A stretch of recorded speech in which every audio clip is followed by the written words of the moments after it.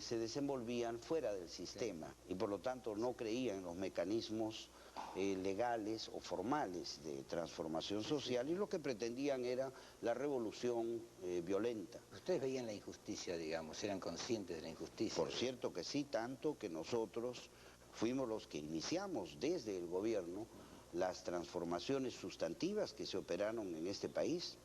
La gente se ha olvidado, pero hay que recordar que en 1964 desapareció por fin el pongueaje con la primera ley de reforma agraria, con la 15037, no con el decreto ley 17716 de Velasco. Ya para entonces el pongueaje había desaparecido y se había iniciado un proceso racional de reforma agraria, que de haberse conducido en esos términos, nunca habríamos llegado a la tragedia en que se ha sumido a la agricultura peruana con una ley extremista que destruyó y al socializar y prácticamente estatizar la agricultura nacional. Destruyó la producción realmente, ¿no? Así es. ¿Usted le reconoce algún mérito a Velasco?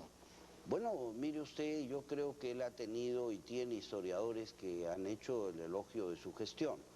Y yo he tenido poco espacio, tiempo y oportunidad de criticarlo, de tal manera que preferiría más bien hacer lo que me corresponde a mí desde mi posición histórica y desde mi posición de persona y político absolutamente discrepante con la autocracia que él presidió y con el régimen y las medidas y reformas que puso en ejecución.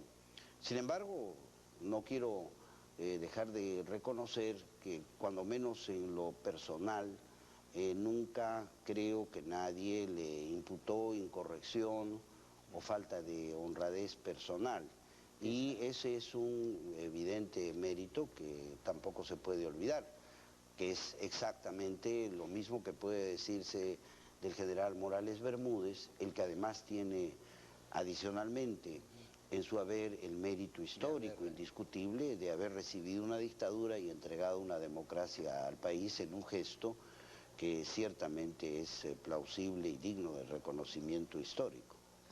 Doctor Paniagua, bueno, es que me apasiona, la parte histórica es fascinante, ¿no? Porque así es. Es fascinante todas las cosas que pasan y que uno deja de conocer, ¿no? Y que después se entera muchos años después, como cuando desclasifican los documentos de la CIA o del FBI. Más o menos es Más o menos lo que pasó. Esto pasó así, en realidad no fue tal como estaba. Cuando usted ha sido un opositor de Fujimori desde siempre, ¿no? Así Creo es. que acentuó esa oposición a partir del 97, la hizo más no, dura. en realidad, fíjese usted, yo soy una persona respetuosa de las normas democráticas y mientras él fue entre el 90 y el 92 presidente elegido por el pueblo, pues yo jamás hice otra crítica que no fuera la que derivaba del derecho que tenemos todos los ciudadanos de expresar nuestra opinión discrepante con determinadas medidas. Pero a partir del año 91 fue clarísimo, era absolutamente indudable que se estaba preparando un golpe de Estado. ¿Usted lo veía venir? No yo. Fue la revista Oiga, y es el mérito, gran mérito de Paco Igartua, que desde el mes de noviembre del año 1990, pocos meses después de instalarse el gobierno, comenzó a denunciar sistemáticamente lo que después él describió y anticipó un año después, en noviembre del 91, lo que sería el golpe, en un número que creo que es de antología. Pues parecía que había, sí, yo recuerdo, parecía que había un cierto encono por momentos, ¿no? Como uno todavía sí es un gobierno democrático, todavía tenía todas las apariencias, la fachada de un gobierno democrático, parecía que había un cierto encono, ¿no? No, no es verdad. Parecía, yo creo que había signos muy claros. Los signos clarísimos fueron, por ejemplo, el primer discurso en el Congreso, en que dedicó sus dardos a dañar las instituciones claves del sistema democrático. Y su propósito, que era deliberado y inequívoco también, de perturbar cualquier intento de conciliación o concertación entre los peruanos y de bombardear, o si usted quiere, de torpedear, para usar un término más gráfico, todos los esfuerzos que los presidentes de los consejos de ministros hacían para entenderse con el Congreso. Era clarísimo que tenía un designio personal que naturalmente respondía a una decisión institucional de las cúpulas castrenses que estaban detrás de él y de las cuales él era simplemente un instrumento. Estaba decidido a destruir el sistema democrático. Ya había sido prediseñado este plan. Bueno, ahora no cabe la menor duda, a la luz de todos los documentos que históricamente han sido revelados. El Plan Verde fue aprobado en el año 1989.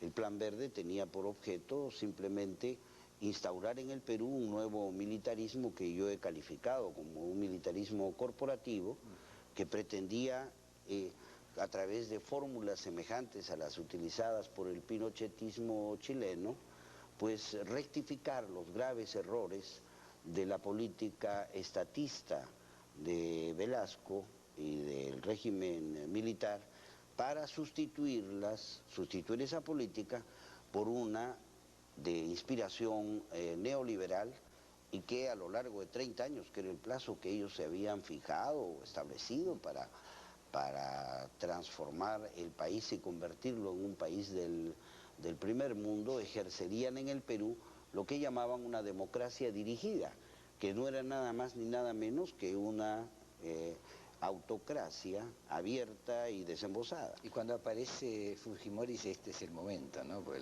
digamos, este es el personaje. Claro está. Sin partido, sin tradición, sin... Y yo diría que incluso en ese momento, en el momento que se produce su elección, hay publicaciones claras. Yo no quiero mencionar en este momento nombres, pero en fin, tengo escrito el tema y lo he publicado. Hay publicaciones en ese momento que hacen un diseño muy claro del cuadro político. Él no tiene partido político, no tiene respaldo de los periódicos, no tiene respaldo de los empresarios, y por lo tanto tiene que buscar el respaldo de la Fuerza Armada. Eso fue dicho explícitamente, y eso fue lo que aconteció en la práctica. Ahora, ¿Montesinos fue un puente entre el Plan Verde y Fujimori, o Montesinos era parte también ya del Plan Verde? No, el Plan Verde era un plan diseñado por los mandos militares. ¿No tenía nada que ver Montesinos? No lo sé, en realidad no lo sé, pero me parece que no. Quien ha hecho un estudio bastante profundo del tema es precisamente Fernando Rospigliosi, que hace unos 7 u 8 años atrás publicó un libro al respecto. Y fue la revista Oiga que publicó el Plan Verde mucho antes del golpe, anticipándolo y describiendo lo que iba a ser y que efectivamente ocurrió en el país. Incluso ahí aparecían muy claramente muchas de las políticas que finalmente se aplicaron, como esas políticas, por ejemplo, de control de la natalidad, que han provocado reacciones en diferentes sectores del país.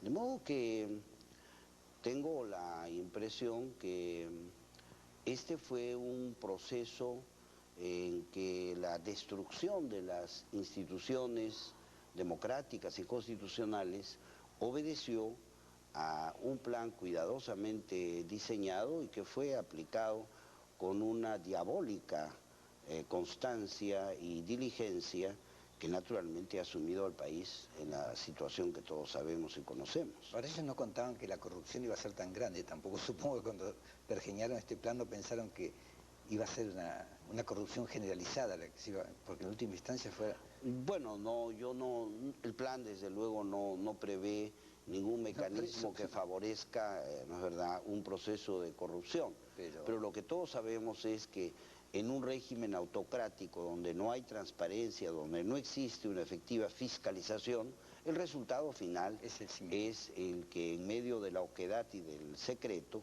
pues crecen y se desarrollan tendencias corruptoras que terminan finalmente pues destruyendo incluso a los conductores del propio proceso. Volvemos un instante, vamos a volver a hablar sobre la corrupción, pues es un tema que evidentemente nos ha dañado tanto que es importante que volvemos a tratar. Regresamos con el doctor Paniagua.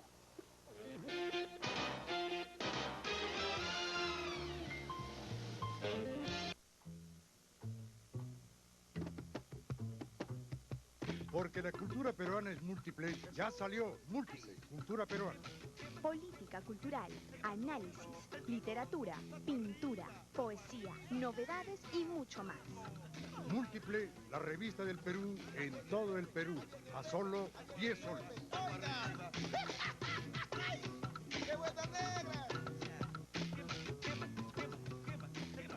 Todo el encanto de nuestra música nacional. Clase criolla. Ronnie Susunaga nos espera con todo el encanto de lo nuestro.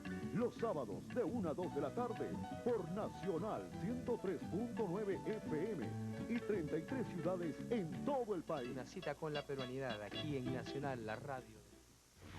En Televisión Nacional del Perú estamos cumpliendo nuestras metas.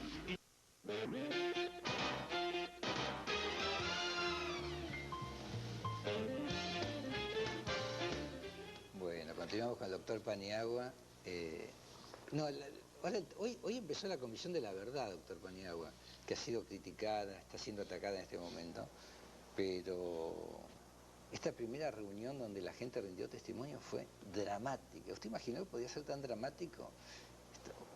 Sí, naturalmente que sí. A mí me fue dado conocer muy de cerca pues la violencia terrorista, porque no hay que olvidar, la gente lo ha olvidado generalmente.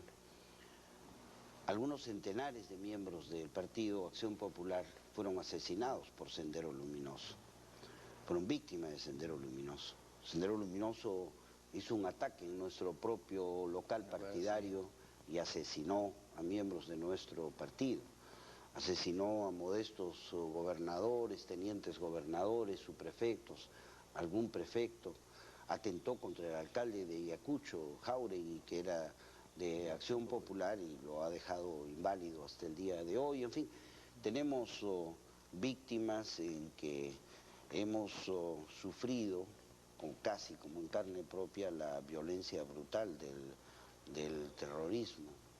Y naturalmente hemos lamentado, como todo ciudadano bien nacido, los excesos del Estado en la represión del terrorismo, que lamentablemente le añadieron más dolor y sufrimiento a nuestro pueblo, aunque lamentablemente también las circunstancias en que se produjeron estos hechos deben ser evaluadas con serenidad ahora que ha transcurrido tanto tiempo. Ahora, estos testimonios, ¿usted cree que ahondarán las diferencias, las distancias que ha habido entre los antiguos enemigos, o que puede ser un paso hacia la reconciliación? Porque ahora es Comisión de la Verdad y la Reconciliación, ¿no? Creo que siempre lo fue.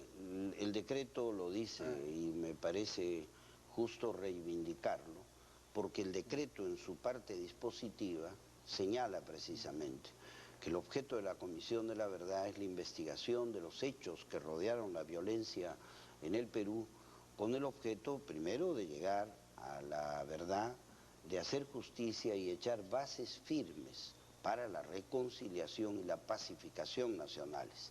El gobierno de Toledo le añadió simplemente como título "y de la reconciliación".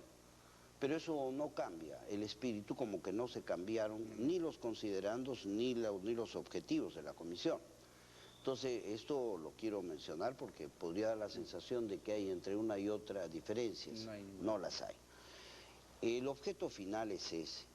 El objeto es lograr que no queden impunes los excesos y que a la luz de la verdad se encuentre el camino para la reconciliación nacional. Por dolorosa que sea, digamos, porque digamos la verdad. Naturalmente que sí, el Perú ha sufrido demasiado, ha habido víctimas de ambos lados y creo que tiene que haber una posición comprensiva y que busque por encima de todo pues la reconciliación entre los peruanos.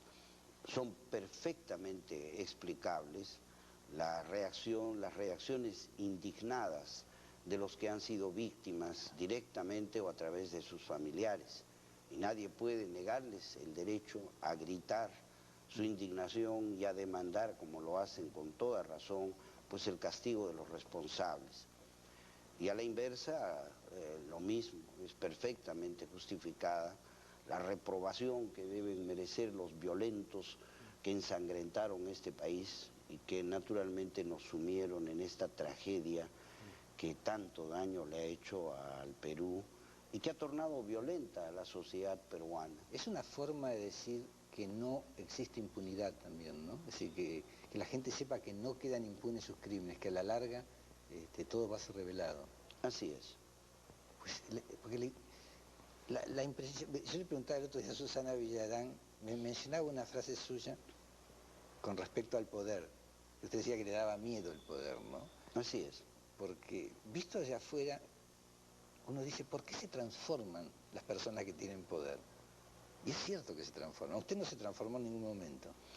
Bueno, en realidad, mire usted, en cierta manera yo he estado muy cerca del poder o he ejercido poder desde muy joven.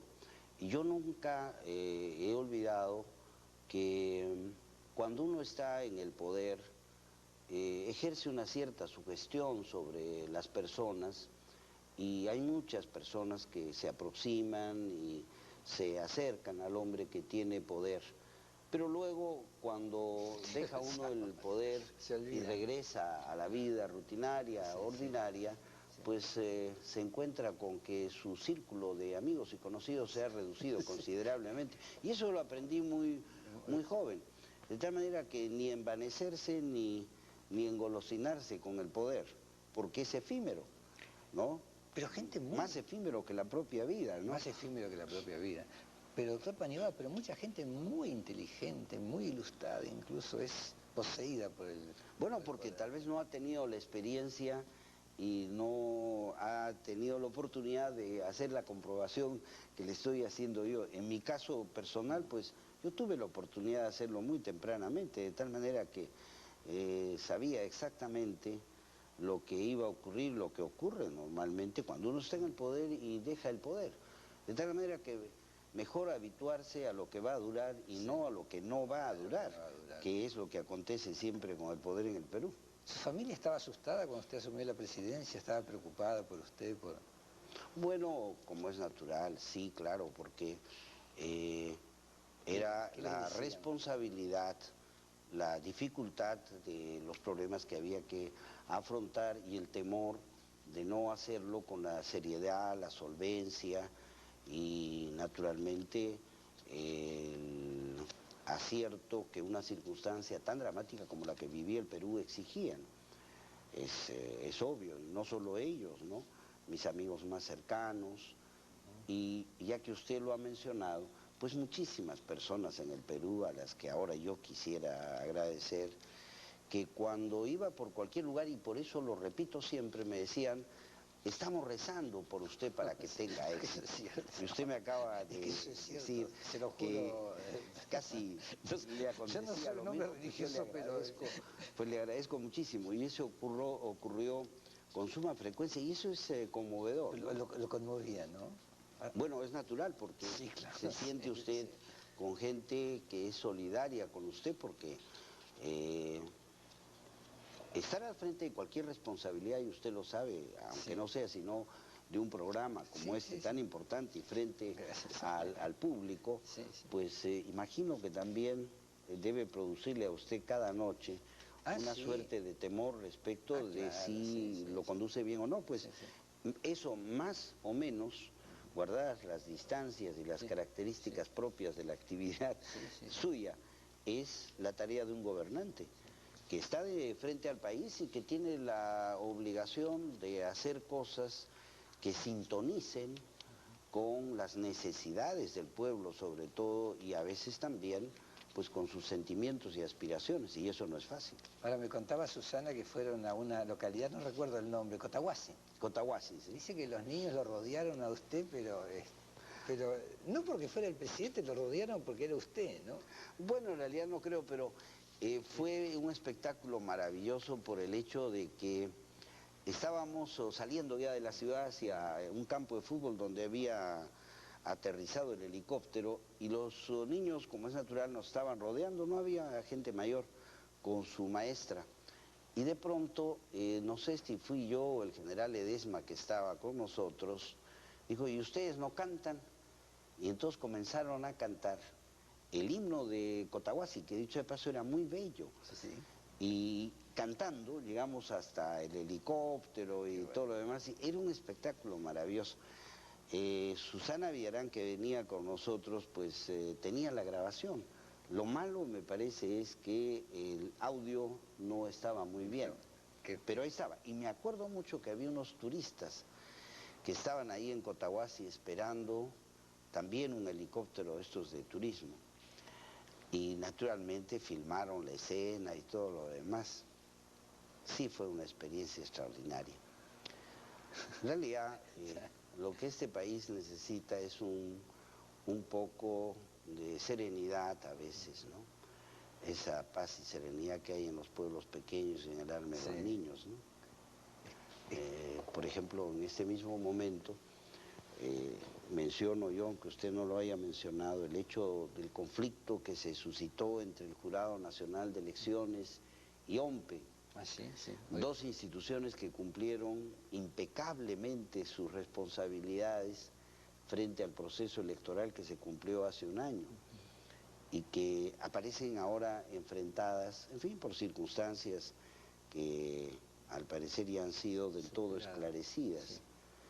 Pero lo deseable sería que en ese, como en otros casos, pues ese tipo de enfrentamientos no se produjeran y que finalmente de producirse no terminen siendo un motivo de crisis institucional como la que parece que podría suscitarse en este caso, que ojalá no ocurra y no acontezca para bien del país, ¿no? Doctor Paniagua, nos falta una etapa nomás, la última.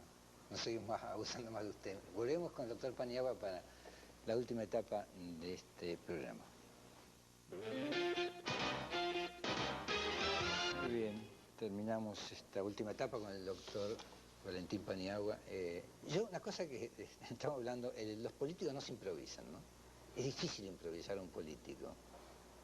Bueno, es un proceso. Sí, no. Hay casos en los que hay personas que ingresan a la política con un éxito inmediato, ¿no? Sí. Por ejemplo, es el caso del presidente Belaúnde. Sí. El año 56 él ingresa a la política por la puerta grande y yo casi tengo la sospecha que de haberse llevado a cabo ese proceso con la limpieza y garantías de un proceso competitivo y transparente, Fernando Belaúnde pudo haber sido presidente en su primera postulación. ¿Por qué? La fuerza con que logró... No tenía experiencia política en ese momento. Claro, él había sido diputado el año 1945, entre el 45 y el 48. Pero aún así, ¿no? Con esa sola experiencia, pues él resultó siendo el candidato más importante de oposición y la alternativa real a quien finalmente fue elegido, que fue el doctor Manuel Prado Ugarteche. Pero esa importancia en la militancia, usted ha hecho militancia política. ¿Cómo no? Claro, yo milito en la política desde que tengo pues 16 ¿Sabe años. lo que es un partido político? Naturalmente que sí. Digamos, esas cosas muchas no se pueden improvisar. Muchos de los problemas que a veces afrontamos se deben a que hay mucha gente improvisada que no conoce, no conoce sus obligaciones para con su grupo político. Sí, es cierto, ¿no? Salvo hombres excepcionales, como es natural, los demás tenemos que hacer nuestra carrera trabajosamente a lo largo de la vida y eso enseña naturalmente y da experiencia y permite tal vez ser más cuidadoso en el manejo de los asuntos del Estado. Es por eso que las democracias consolidadas del mundo pues institucionalizan los partidos políticos, porque como es natural, un país no puede arriesgar el manejo de sus más importantes intereses y confiarlos a personas inexpertas o que siempre van haciendo su aprendizaje cuando llegan al poder. No se puede hacer desde el poder. Hay demasiada cosa en juego como para que se pueda confiar en gente que no tiene una calificación previa. Por eso creo que la gente intuitivamente exige de los partidos políticos mayor competencia, mayor capacidad, etcétera, porque se dan cuenta de la dificultad que entraña manejar los intereses públicos. Ahora, ¿usted siente que los partidos políticos han quedado un poco desfasados con respecto a la globalización, con respecto a los grandes cambios que ha habido en el mundo? Bueno, eso ha ocurrido con todas las instituciones, comenzando por el propio Estado y naturalmente por las empresas, ¿verdad? Que tienen que adaptarse a los cambios que implica la globalización. A eso se ha añadido la circunstancia de que en el Perú, en los últimos 50 años, hemos tenido escasamente unos 18, 19 años de vía democrática, y entonces los partidos políticos no han hecho el oficio ni la experiencia indispensable. Tienen, por supuesto, los partidos hoy deficiencias, tenemos que esforzarnos, por lo menos en Acción Popular nos estamos esforzando, pues por superar nuestras deficiencias, por abrir las puertas del partido a todos los sectores populares del país, por darle mayor eficiencia, por tecnificarlo y naturalmente por orientarlo de modo tal que sea pues un vigía lúcido, no solo de los intereses del partido, sino fundamentalmente de los intereses del país. Y eso implica pues insertarse en este mundo complejo que hoy vivimos. ¿Cómo insertarse lúcidamente en la globalización, ¿no? Porque los nichos donde uno se puede insertar son muy pequeños. Para los países pobres, digamos. Claro, la globalización es un riesgo que por lo menos en los últimos 10 años se ha traducido en un empobrecimiento persistente de los países pobres. Pero también es una oportunidad, porque obviamente si se logra uno insertar en el proceso y aprovecha la innovación tecnológica y los mercados del mundo, es obvio que puede dar un salto cualitativo y cuantitativo extraordinarios. Hay cuando menos dos ejemplos que podrían servirnos de modelo. Uno es el caso de España y el otro es el caso de nuestro vecino del sur. De tal manera que hay posibilidad, entonces eso es lo importante. Ese es el gran desafío de hoy, ¿no? Ver cómo nos insertamos. Yo creo que el Perú sí puede hacerlo y que el Perú va a hacerlo. ¿Perú tiene ventajas comparativas, digamos, con respecto a otros países?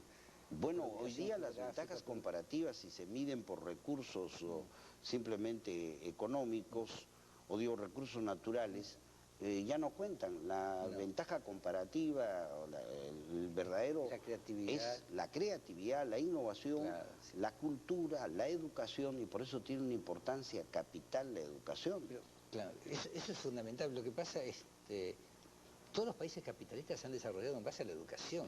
Así es. Pero tampoco los organismos financieros internacionales nos dejan invertir demasiado en educación, eso es cierto también, ¿no? Digamos, el FMI no viene y se invierte en la educación. No, por supuesto, no es esa su preocupación. Pero en el caso del Perú, le digo, nosotros nos anticipamos a la exigencia de esta hora. En el 63 y el 68, el gobierno del Perú invertía en educación en promedio 5.8% del Producto Bruto Interno, más que cualquier país latinoamericano.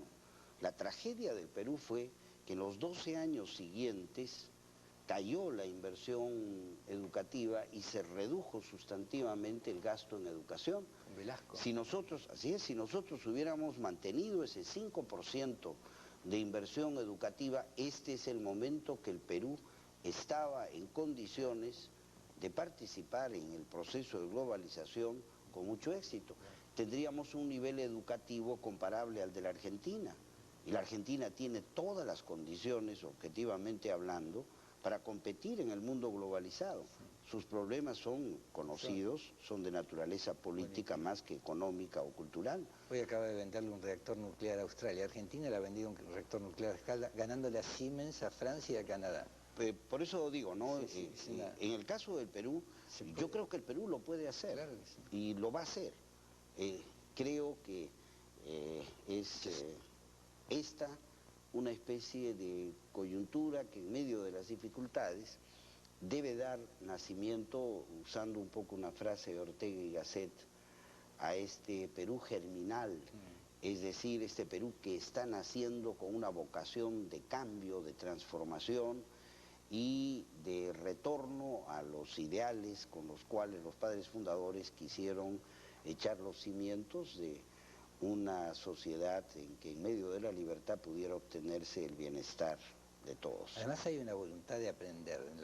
El hombre peruano tiene una voluntad, el ser humano en el Perú tiene una voluntad de aprender increíble. No hay necesidad, increíble exactamente, no el deseo, hay, la sed. así es. La vocación por la educación es fantástica. Es indudable en el Perú.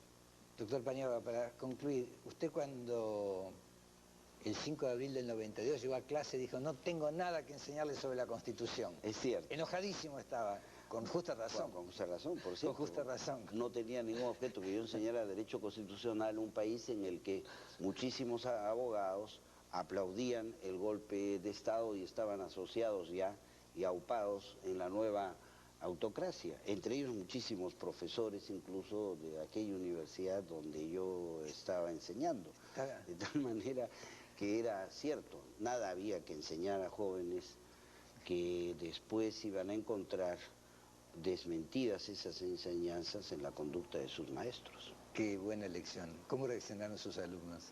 Bueno, como era de esperar. Ellos sabían que lo que estaba diciendo era verdad, porque para poder entender los grandes problemas y ese problema, la diferencia entre la democracia y la autocracia, solo se necesita hombría de bien. El hombre de buen criterio, el hombre honrado, el hombre correcto, sabe distinguir entre lo correcto y lo incorrecto, entre lo que es legítimo y lo que es ilegítimo. Ahora, es distinto. Para defender lo que es legítimo se necesita, además de hombría de bien, pues hombría de la otra. Sí. Y eso es lo que faltó el 5 de abril. Doctor Paniagua, le agradecemos muchísimo que nos haya acompañado. Hemos abusado, es una mala hora, yo sé que es una hora muy tardía. Usted viene de un viaje, viene de la selva y viene Así es. Le agradecemos muchísimo que nos haya acompañado, ha sido un placer realmente. Hacía rato que lo queríamos entrevistar y ha sido un gusto poder tener esta hora entera de conversación con usted. Le agradezco muchísimo. Le agradezco yo mucho más todavía esta oportunidad. Gracias, para mí también. Muy amable. Nosotros. Un minuto.